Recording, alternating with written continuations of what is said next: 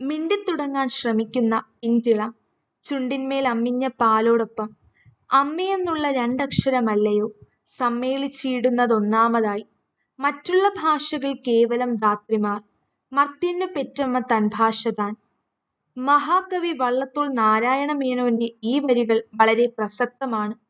ഒരു കുട്ടിയുടെ മാനസികവും വൈജ്ഞാനികവുമായ വളർച്ചയാണ് ഉത്തമമായ വിദ്യാഭ്യാസം കൊണ്ട് ലക്ഷ്യമാക്കുന്നത്.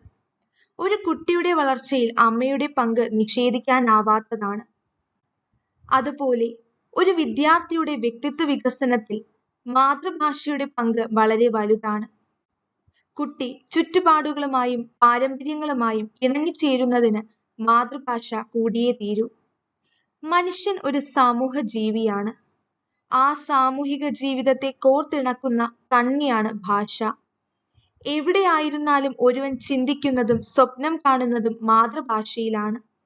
മനുഷ്യ മനസ്സിന്റെ രൂപീകരണത്തിൽ പോലും മാതൃഭാഷയുടെ സ്വാധീനമുണ്ട്. മനുഷ്യർ തമ്മിലുള്ള സഹകരണം വളർത്തിയെടുക്കുന്നത് ഭാഷയിലൂടെയാണ്. ആശയങ്ങൾ അന്യർക്ക് മനസ്സിലാക്കി കൊടുക്കുന്നതിനും മാതൃഭാഷയുടെ സ്ഥാനം മറ്റു ഭാഷകൾക്ക് ഉണ്ടാകാറില്ല. മനുഷ്യന്റെ വൈകാരിക ഭാവങ്ങൾ ശരിയായി പ്രകടിപ്പിക്കാൻ കഴിയുന്നത് മാതൃഭാഷയിലൂടെയാണ്.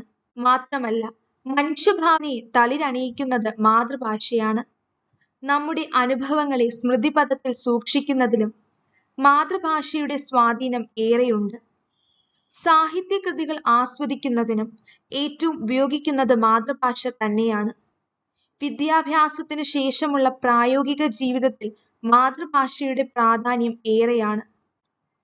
ഇതിന്റെ അടിസ്ഥാനത്തിൽ ചിന്തിക്കുമ്പോൾ ഒരു കുട്ടിക്ക് അറിവ് പകരുന്നതിന് ഏറ്റവും യോഗ്യമായ മാധ്യമം മാതൃഭാഷ തന്നെയാണ്.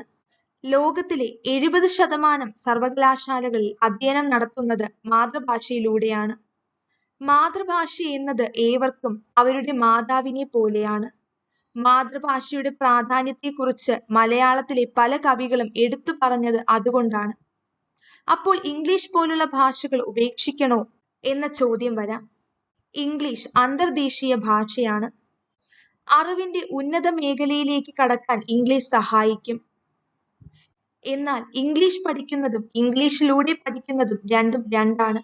കുഞ്ഞുങ്ങൾക്ക് അറിവിന്റെ ബാലപാഠങ്ങൾ പകർന്നു നൽകുന്നത് മാതൃഭാഷയിലൂടെ മാത്രമായിരിക്കണം. മറ്റു ഭാഷകൾ കാലക്രമേണ പരിശീലിച്ചാൽ മതിയാകും.